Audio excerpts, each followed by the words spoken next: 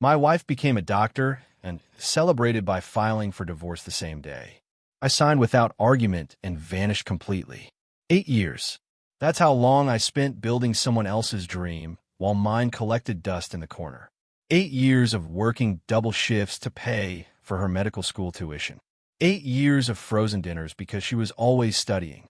8 years of canceled vacations because she needed to focus on exams. 8 years of being told, once I graduate, everything will be different. The graduation ceremony was on a Thursday in May. I requested the day off work specifically to be there. Even bought a new shirt for the occasion. After all, this was supposed to be our moment, our achievement, our future finally beginning. I sat in that packed auditorium watching her walk across the stage. When they called her name, I stood up and clapped harder than anyone else. 8 years of sacrifice was finally paying off. At least, that's what I thought. The ceremony ended around noon. Families were taking pictures, celebrating, making dinner plans. I waited by the car while she posed with her classmates. That diploma clutched in her hands like a golden ticket. When she finally walked over to me, I expected a hug, a kiss, maybe even a thank you. Instead, she handed me a manila envelope. "What's this?" I asked. "Divorce papers," she said, like she was discussing the weather. I already signed my part. I stared at the envelope, then at her. She wasn't joking. There was no emotion in her eyes, no hesitation in her voice. This wasn't a spur-of-the-moment decision. This was planned. "Are you serious right now?" "Dead serious. Look, I don't need you anymore. I have my degree. I have job offers. I have a future. You were helpful during school, but that chapter of my life is over." Helpful. 8 years of my life reduced to one word. Helpful. So what was I then? Some kind of financial aid program? She shrugged. "You knew what you were signing up for." I was clear about my priorities from day one. Medical school came first. Now I'm a doctor, and I want to start fresh. No dead weight. Dead weight. That's what 8 years of marriage meant to her. Dead weight. Her colleagues were starting to gather around us, probably wondering what the intense conversation was about. Some of them I recognized from the few social events I'd attended over the years. They all knew I was the husband who worked overtime to pay their friends' tuition. I opened the envelope and skimmed through the papers. Everything was already filled out. She had divided our assets, claimed the car she wanted, and even listed the apartment as solely hers since she'd be making doctor money soon. I was getting the bare minimum the law required. "You've really thought this through, haven't you?" "I'm not unreasonable. I know what I want." I looked around at her classmates watching us, at the families celebrating nearby, at the woman I'd spent 8 years supporting who was now discarding me like a used textbook. Then I did something that surprised everyone, especially her. I pulled out a pen from my jacket pocket and signed every page without reading the rest. Right there in the parking lot, in front of her medical school colleagues, I ended our marriage with the same casualness she'd started this conversation. "There," I said, handing the papers back to her. "Congratulations on your graduation and your divorce."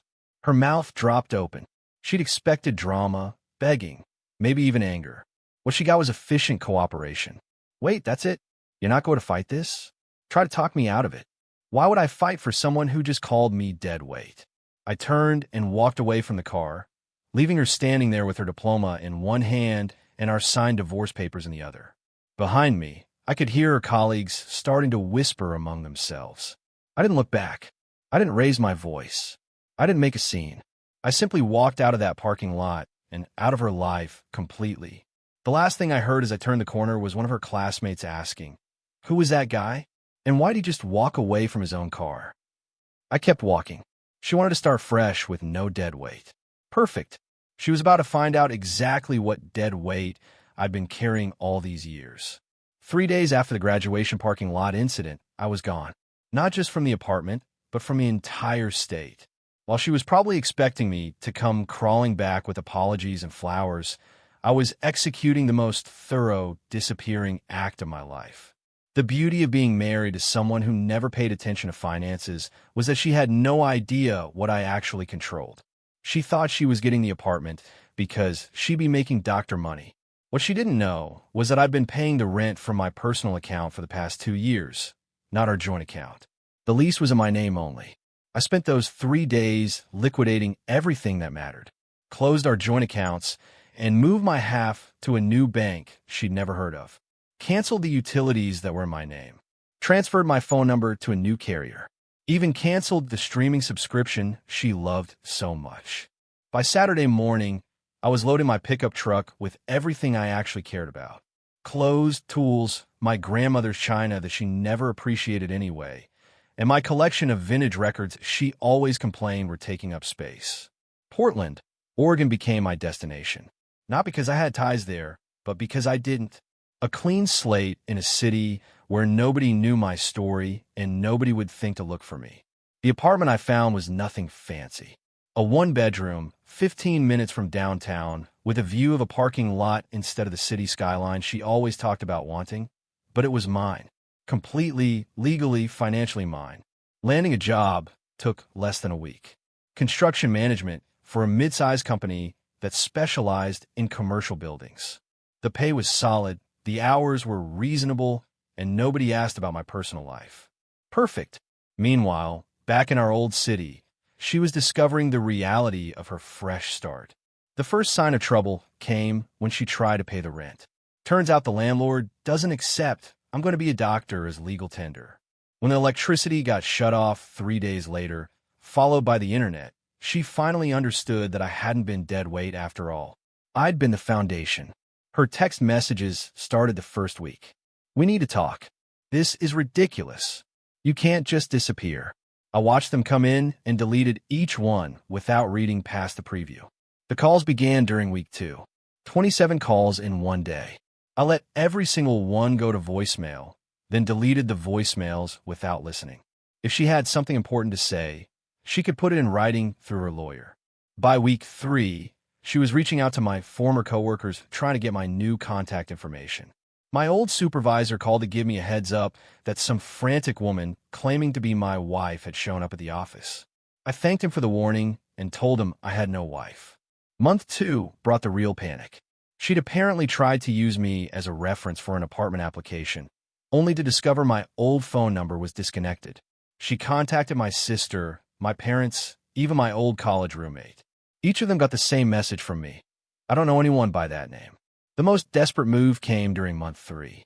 She somehow tracked down my new employer and called the main office, claiming there was a family emergency. My boss took the message and passed it along. I told him the truth. I had no family emergency because I had no family by that name. He understood completely and quietly flagged her number in their system. What she didn't realize was how much I was enjoying my new life. Portland suited me. The coffee was better.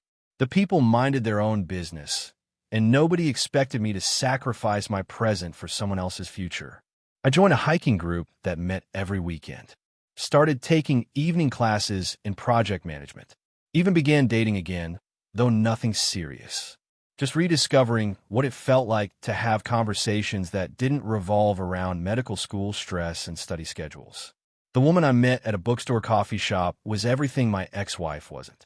She had her own career as a graphic designer, paid for her own meals, and actually seemed interested in my thoughts and opinions. When I told her I'd recently gotten divorced, she simply nodded and said, "Good for you for knowing when to walk away." No drama, no analysis of what went wrong. No suggestions for counseling or second chances. Just acceptance that sometimes marriages end and moving forward is the healthiest option.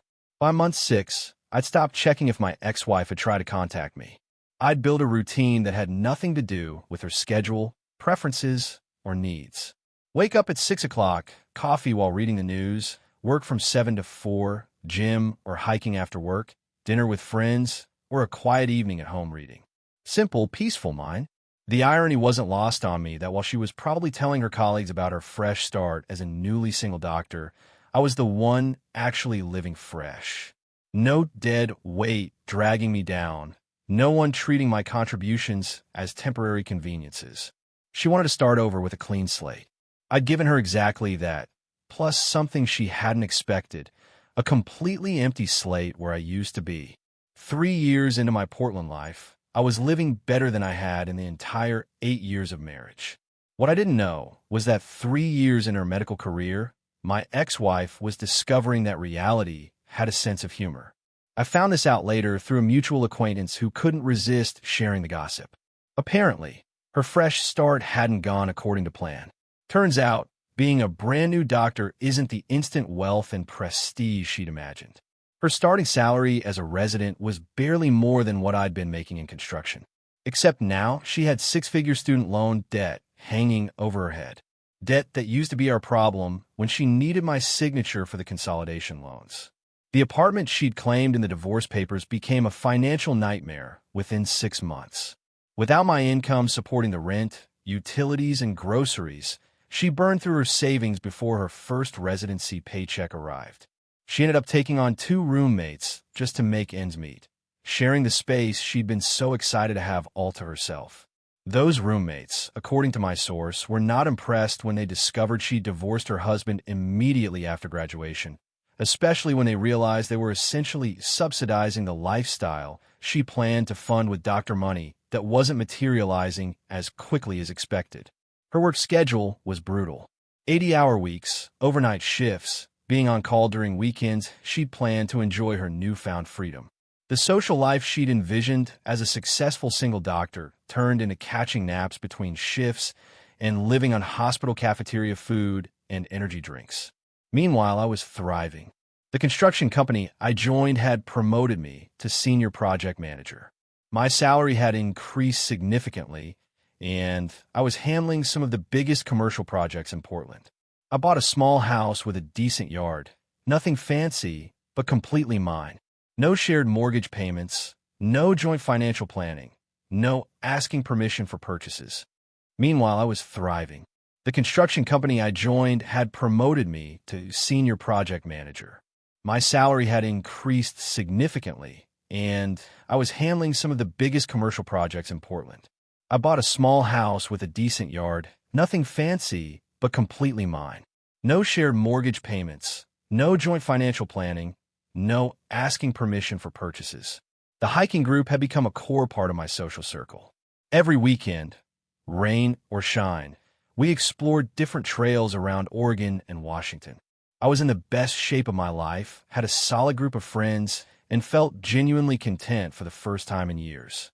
The graphic designer I'd met at the bookstore had become something more serious. We'd been together for over a year, taking things slow and steady.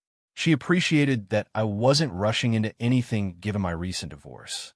What she didn't know was how refreshing it was to be with someone who contributed equally to our relationship instead of treating me like a financial support system.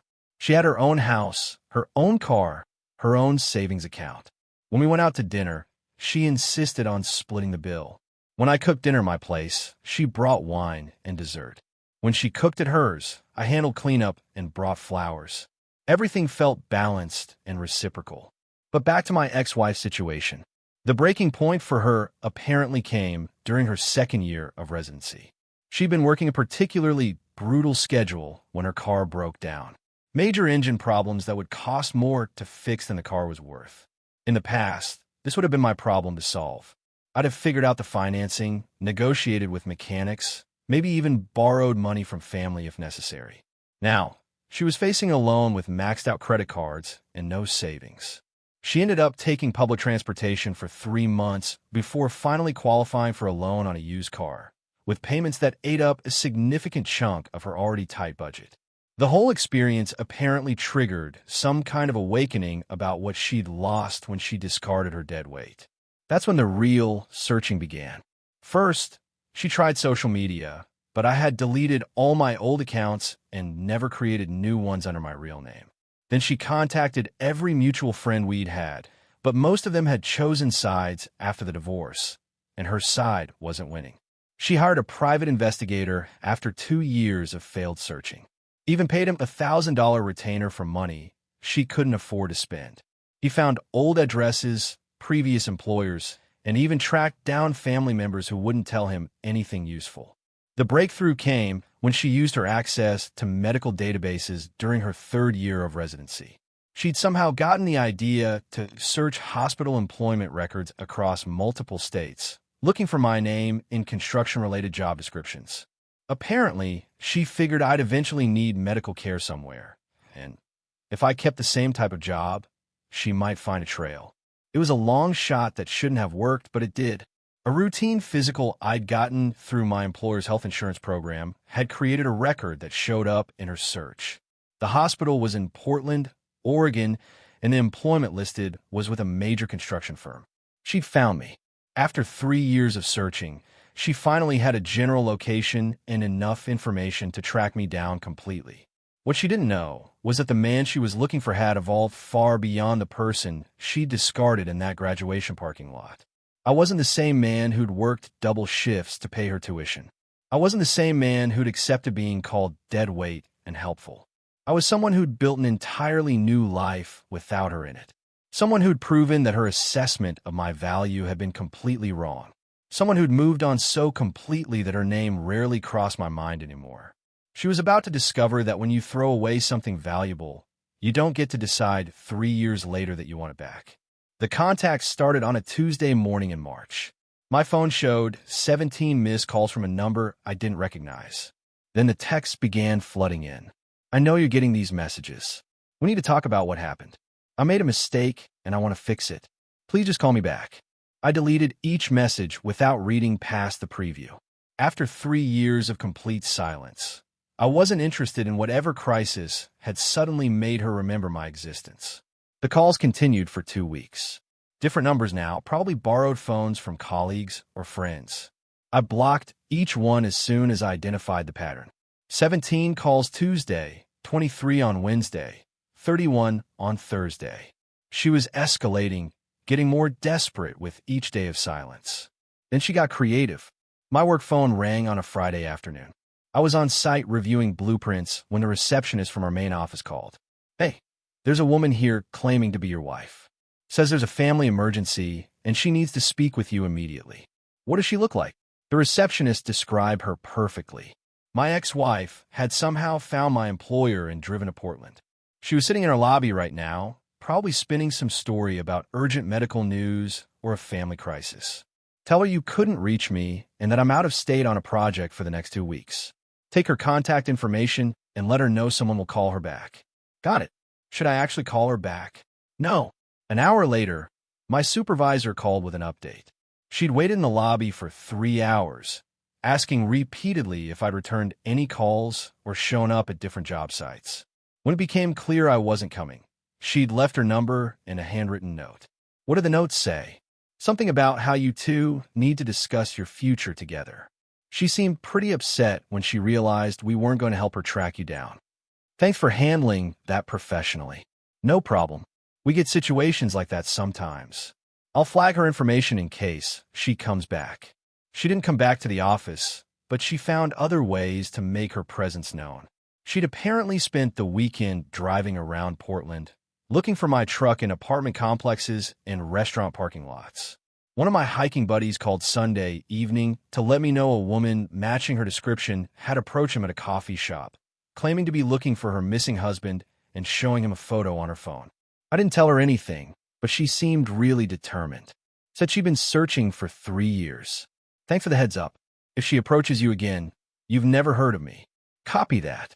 Monday brought a new strategy. She'd figured out that I lived somewhere in Portland and decided to spread her search across the city. She posted on neighborhood Facebook groups, Nextdoor apps, even Craigslist misconnections, all with the same basic message. Looking for my husband. We lost touch after my medical residency. Please help me reconnect. My graphic designer girlfriend showed me one of the posts Tuesday evening. We were cooking dinner at my place when she pulled up Facebook on her phone. This is weird. Some woman is posting in all the Portland groups looking for her husband. She's using a photo that looks like it was taken years ago, and the whole thing sounds desperate. I looked at the post. Sure enough, it was a photo of me from our marriage, probably taken during some dinner out that I'd forgotten about. The caption read like something from a Misconnections ad, full of regret and promises to make things right. Sounds like someone who doesn't understand that some bridges can't be rebuilt once they're burned. My girlfriend nodded. The comments are pretty harsh. Most people are telling her that if her husband wanted to be found, he wouldn't have disappeared so thoroughly. She was right. The comment section was filled with people pointing out the obvious. Men don't vanish completely unless they have very good reasons. Several women had shared their own stories about ex-husbands who'd gone no contact, and the consensus was clear. This level of avoidance meant serious damage had been done. Wednesday brought the most desperate move yet. She somehow got my address. I came home from work to find her sitting in her car outside my house. She'd been there long enough to attract attention from neighbors, because Mrs. Chun from across the street flagged me down as I pulled into my driveway. That woman has been parked there since noon, asking everyone who walks by if they know you. I told her I've never seen you before in my life. Thanks. If she approaches you again, please feel free to call the police about suspicious behavior. I parked in my garage and entered through the side door, avoiding any contact with her car. She knew I was home now, which meant the real confrontation was coming. The doorbell started ringing around 7 p.m., continuous, aggressive rings that went on for 2 minutes at a time, then knocking, then more ringing. I ignored all of it, continuing with my normal evening routine of dinner and reading. Around 9 p.m., she started calling through the door. I know you're in there. I saw your truck in the garage. We need to talk about this like adults. I drove 16 hours to get here. I'm not leaving until you at least listen to me. The neighbors were definitely getting a show. I could see porch lights coming on up and down the street, people probably wondering what kind of drama was playing out on their usually quiet block. I called the police non-emergency line. I'd like to report someone trespassing and disturbing the peace at my residence. It's my ex-wife, and she's been here for several hours, refusing to leave. The officer who arrived 20 minutes later was professional and efficient. I watched through the window as he spoke with her for about 10 minutes. She was animated, gesturing toward my house, probably explaining her 3-year search and her desperate need to reconnect. He knocked on my door, and I answered. Sir, the woman claims to be your ex-wife and says she needs to discuss important matters with you. Are you willing to speak with her? No. We've been divorced for 3 years, and I have no interest in any communication with her. I'd like her removed from my property. Understood. I'll escort her off the premises and explain that she needs to leave you alone. Through the window, I watched him walk back to her car and have another conversation. This one was clearly more firm, because she got in her car and drove away without looking back at my house. My phone buzzed with a text from an unknown number 5 minutes later. The police can't stop me from loving you. I'll wait as long as it takes. I screenshotted the message and added it to the file I'd started keeping. If this escalated further, I wanted documentation of everything. 3 years of silence, followed by 2 weeks of desperation. She'd found me, but she was about to learn that finding someone and reconnecting with them are 2 completely different things. She approached me at Home Depot on a Saturday afternoon. I was loading lumber into my truck for a deck project when I heard her voice behind me. Please don't walk away. Just give me 5 minutes. I turned around to find her standing 10 feet away, looking like she hadn't slept in days. She was thinner than I remembered, with dark circles under her eyes and that frantic energy of someone running on pure desperation. 5 minutes for what? To apologize, to explain, to ask for another chance. I closed the tailgate and faced her completely. You had 8 years of chances. You used them all up in a parking lot 3 years ago. I was stressed. Medical school was overwhelming, and I said things I didn't mean. I've regretted it every single day since. Which part do you regret? Calling me dead weight, or discovering that dead weight was actually keeping your life afloat?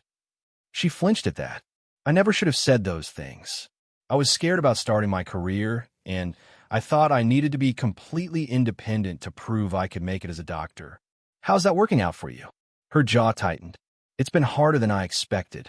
The hours, the money, everything. I realize now that I gave up the best thing in my life for a career that's not what I thought it would be. I leaned against my truck and crossed my arms. So, let me understand this. When you thought you were going to be wealthy and successful, you threw me away like garbage. Now that reality hit and you're struggling, suddenly I'm the best thing that ever happened to you. That's not how it was. That's exactly how it was. You said it yourself. You didn't need me anymore. I was helpful during school, but that chapter was over. Remember? She looked down at the ground. I was wrong. Yes, you were about a lot of things. I know I hurt you, but we can fix this. We had something good before medical school took over everything. We can have that again. I almost laughed. We never had anything good. I had 8 years of being your personal support system while you chase your dream.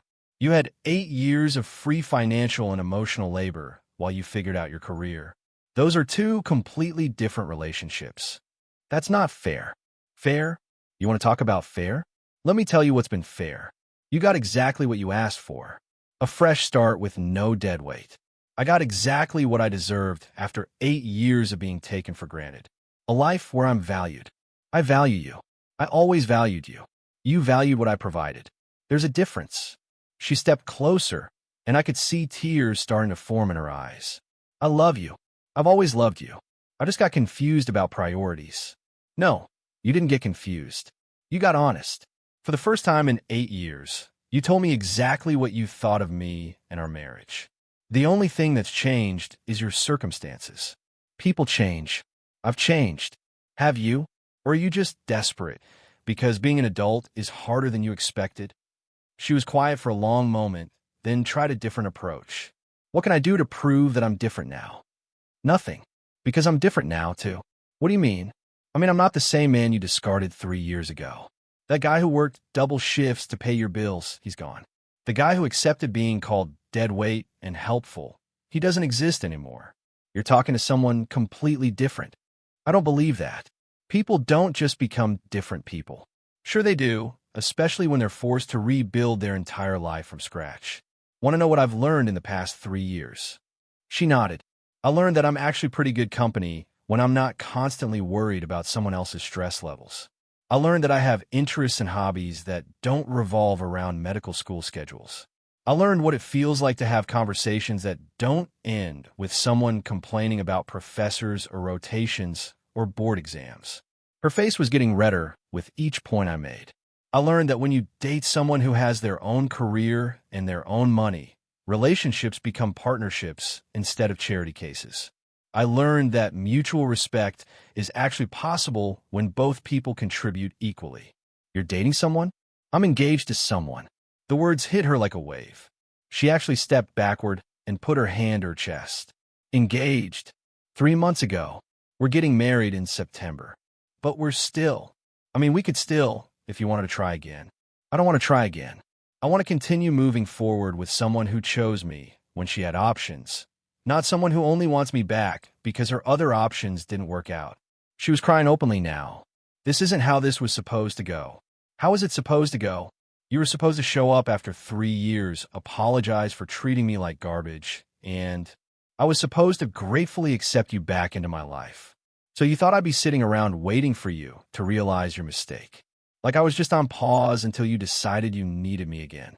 She didn't answer, but the expression on her face confirmed exactly what she'd been thinking. Here's the thing you never understood about me. I don't wait around for people to figure out my value. When you threw me away, I took you at your word and moved on completely.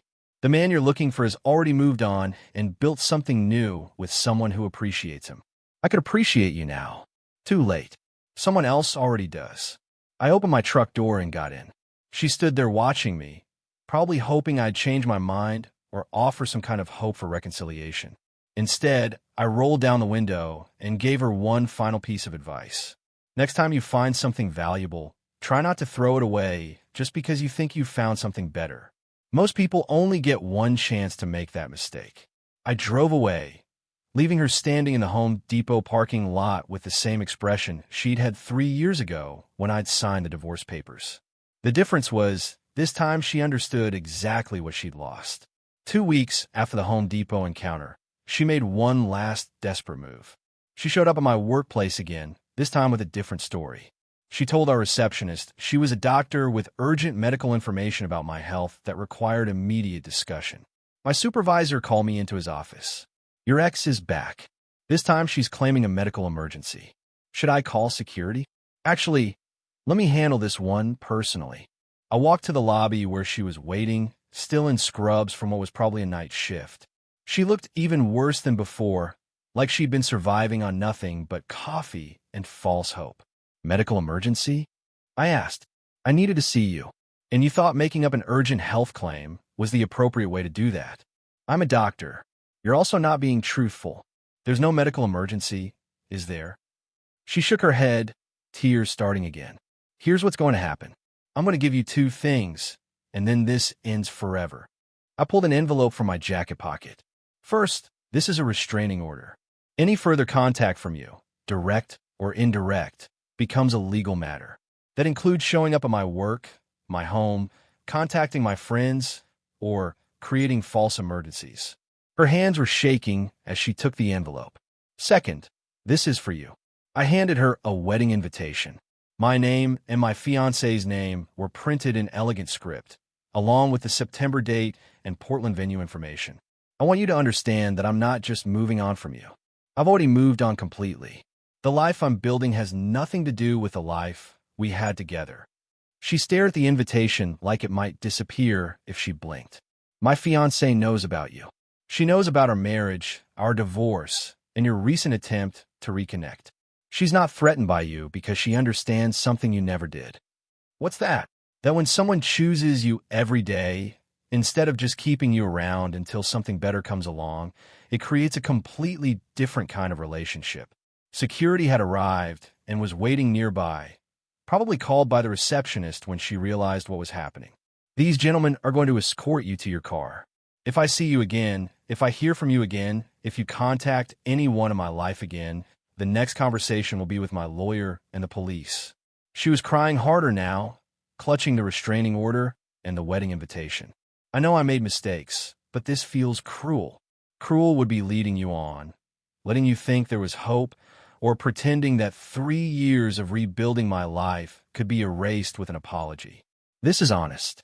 I love you. I know you think you do, but love isn't something you discover when you're desperate. Love is what you nurture when you have choices. Security stepped forward, and she let them guide her toward the exit. At the door, she turned back one last time.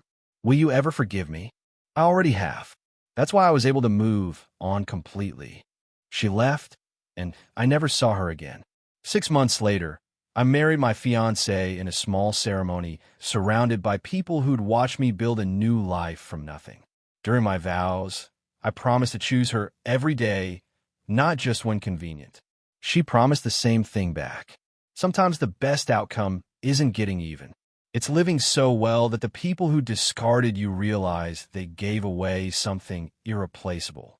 My ex-wife wanted a fresh start with no dead weight. I gave her exactly that and built something better than anything we'd ever had together. She got what she asked for. I got what I deserved. We were both finally free. Our story has come to an end. If you made it this far, how about subscribing to our channel? It helps us immensely. I've selected 2 other videos for you that I'm sure you'll enjoy. Feel free to click on them. I'll be waiting for you in the next story. See you soon. Sonnet 4.6